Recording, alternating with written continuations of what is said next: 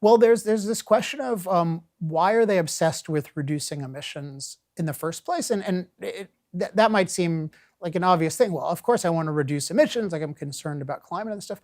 But the thing to notice is they are reducing emissions at all costs without really thinking about the cost of reducing emissions. And we're seeing this with the global energy crisis, things like agriculture.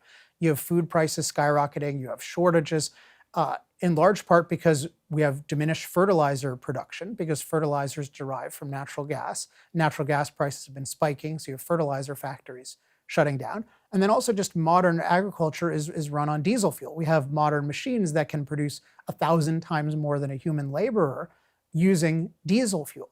And yet when we talk about reducing emissions rapidly, we don't talk about agriculture. Notice when we talk about fossil fuels and fossil fuels and agriculture, the dominant discussion is if we cause global warming, that's going to be bad for agriculture in X place.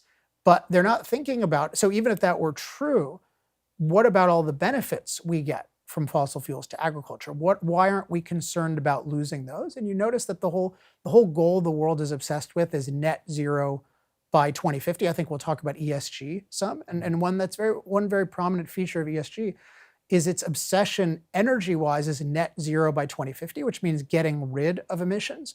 But there's no prominent ESG goal about empowering the world with available, low-cost, reliable energy.